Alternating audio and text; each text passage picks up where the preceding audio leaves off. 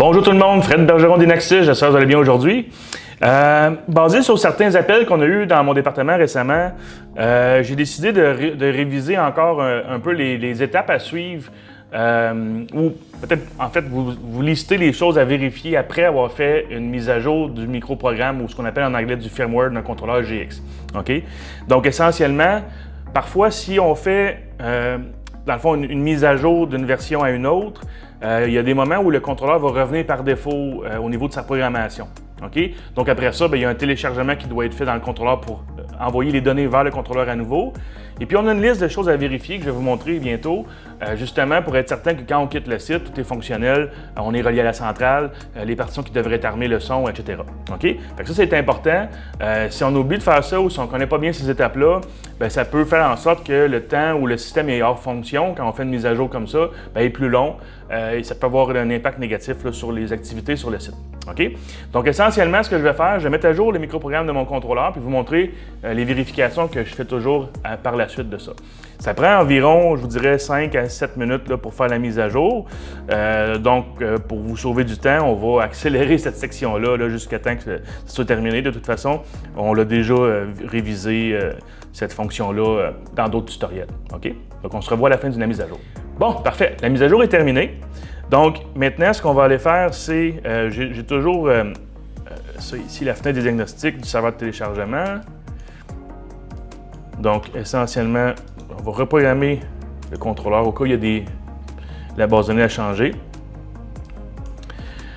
Donc, on voit ici déjà, on a 5 erreurs ou 5 états de santé différents à afficher.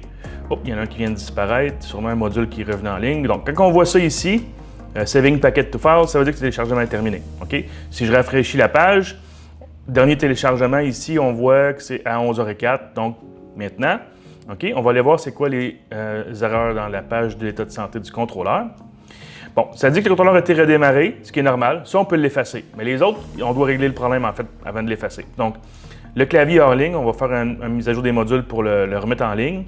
Puis, on voit aussi que la partition bureau est désarmée en 24 heures. Okay? Donc, pour le clavier, on va mettre à jour les modules. Et puis, si on vient à notre page de surveillance ici, on a fait la mise à jour des modules par opérateur. Bon, le module ici.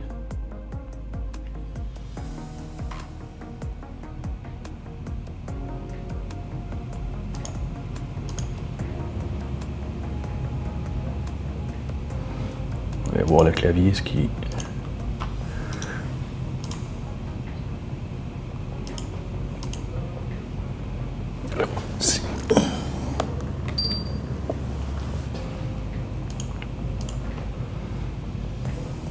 Non, parfait. Bon. Le module clavier s'est enregistré. Pour effacer l'erreur ou l'état de partition désarmée, on a simplement à faire bouton droit, armer le mode 24 heures. Si vous avez des services qui servent pour la centrale, par exemple, service Contact ID, service IP, on peut aller ici dans la programmation des services. Puis s'il y a un état de santé qui vous dit que le service est arrêté, vous avez vraiment besoin de faire ça ici, débuter le service. Si vous avez dans la section automatisation, fonction programmable aussi, ils doivent être démarrés si la base de données du contrôleur a changé. Okay? Donc, essentiellement, votre raccourci pour vraiment être certain que tout va bien, c'est l'état de santé ici.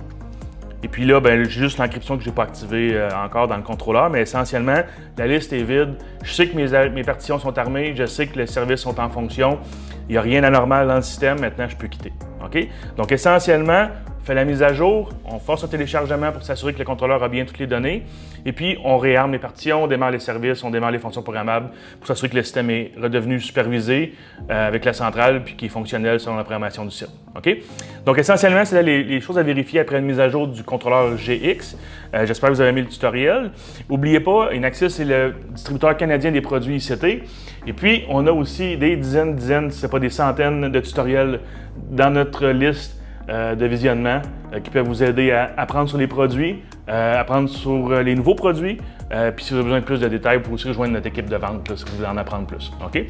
Donc merci d'avoir écouté. Fred Bergeron d'Inaxis. On se revoit bientôt.